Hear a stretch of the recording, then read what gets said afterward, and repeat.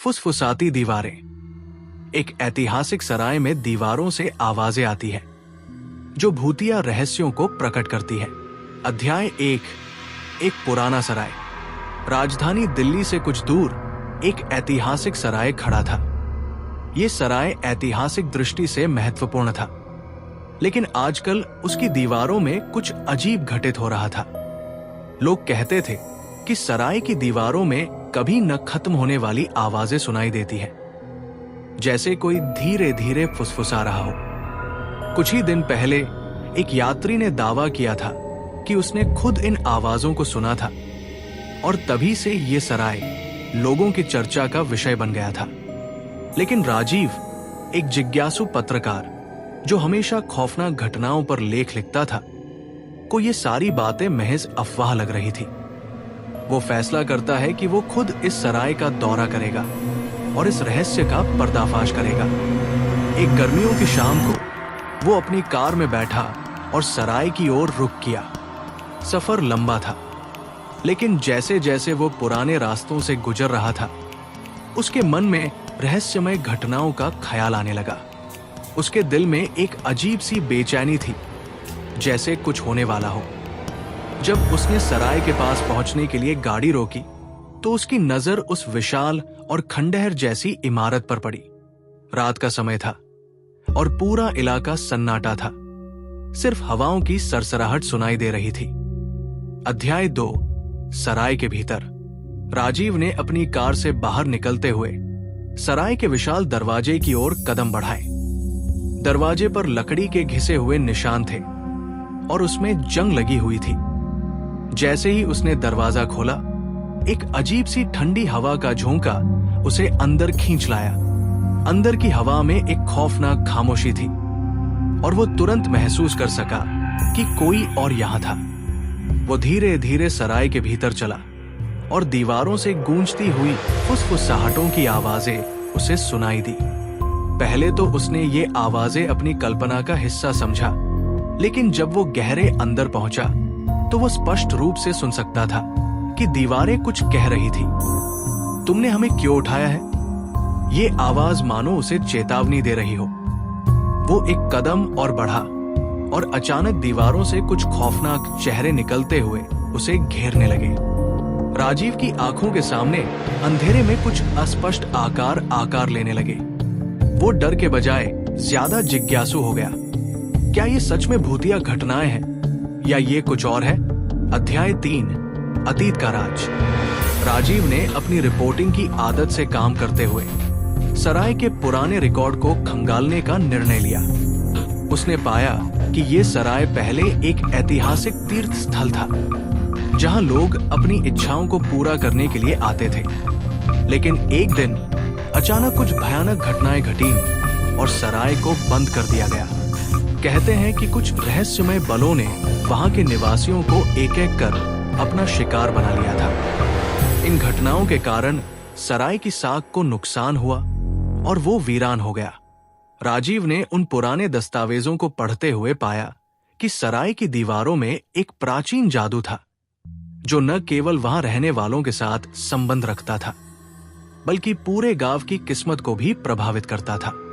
ये दीवारें, जिनमें समय और घटनाओं की कई कहानियां समाई हुई थी, राजीव के सामने अब और अधिक रहस्यमय हो रही थी। तुम आए हो तो तुम्हें हमारे साथ रहना होगा। दीवारों की आवाजें फिर से सुनाई दी। ये आवाज अब एक चेतावनी से अधिक एक आदेश लगने लगी थी। लेकिन राजीव को डर नहीं था। वो जानता था कि अगर ये एक कहानी है तो वो इसे बाहर लाएगा, और अगर ये सच है तो वो इसे सुलझाएगा। अध्याय 4। अजनबी की उपस्थिति। रात के अंधेरे में अचानक सराय के बीचों बीच एक तेज आवाज गूंज उठी। राजीव ने सुनी और उसे महसूस हुआ कि ये आवाज अब दीवारों से नहीं, बल्कि अंदर से आ रही थी। वो डरते हुए उस दिशा में बढ़ा जहां से आवाज आ रही थी। सामने एक रहस्यमय आदमी खड़ा था, जिसका चेहरा अस्पष्ट था। उसकी आंखों में अजीब सी चमक थी और वो बिल्कुल शांत खड़ा था। तुमने हमारा चैन क्यों छीन लिया? आदमी की आवाज गहरी और गंभीर थी। जैसे वह किसी भूतपूर्व समय से बोल रहा हो। राजीव ने हिम्मत जुटाकर पूछा, तुम कौन हो और तुम क्या चाहते हो? आदमी ने धीरे से कहा, मैं उन सबका प्रतिनिधि हूं जिन्होंने यहां पर अपनी जान गंवाई थी। तुमसे पहले बहुत से लोग आए थे, लेकिन कोई भी नहीं लौट पाया।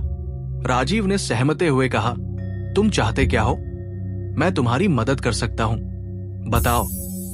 अजनबी हंसते हुए बोला, तुम कुछ नहीं कर सकते, तुम खुद को खो दोगे। और फिर वो अजनबी अचानक गायब हो गया। राजीव के पास कुछ पल के लिए खौफ महसूस हुआ, लेकिन जल्द ही उसने खुद को संयमित किया। उसे पता था कि अब ये उसे एक कदम और करीब उस रहस्य के समाधान तक ले जाएगा। अध्याय 5, चमत्कारी मोड़। राजीव ने फिर से सराय के पुरानी दीवारों का निरीक्षण करना शुरू किया। अब वो महसूस कर रहा था कि सराय की दीवारें सच में उससे कुछ कहना चाहती हैं।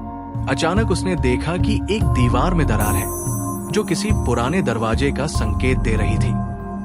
वो अपने कागज और कैमरा लेकर उस दरार के पास पहुंचा और देखा कि दीवार के भीतर एक छोटी सी गुफा छिपी हुई थी।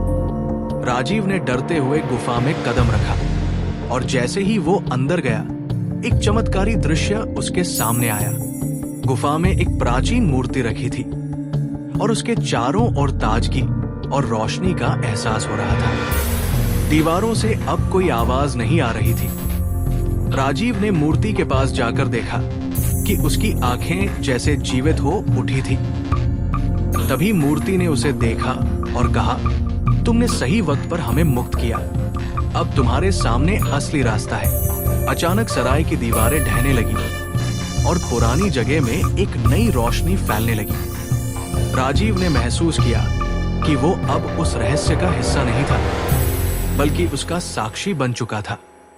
उसने जो किया वो न केवल अपने लिए, बल्कि सराय के भूले बिसरे इतिहास के लिए भी एक अद्वितीय चमत्कार था।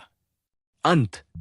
राजीव ने सराय को छोड़ दिया, लेकिन उसका दिल उस रहस्य से जुड़ा हुआ था। इस घटना ने न केवल उसकी जिज्ञासा को शांत किया, बल्कि एक नए विश्वास की नींव रखी थी। उसने जाना कि कभी-कभी अतीत की आवाजें सिर्फ डरने के लिए नहीं होती, बल्कि उनसे कुछ महत्वपूर्ण शिक्षा प्राप्त करने के लिए भी होती है। और इस तरह राजीव ने अपने लेख में लिखा, कभी-कभी हमें डर के बजाय उस डर का सामना करना चाहिए जो हमें हमारे अतीत और भविष्य से जोड़ता है। वो सराय अब एक नई रोशनी में चमक रही थी और राजीव का जीवन एक नया मोड़ ले चुका था।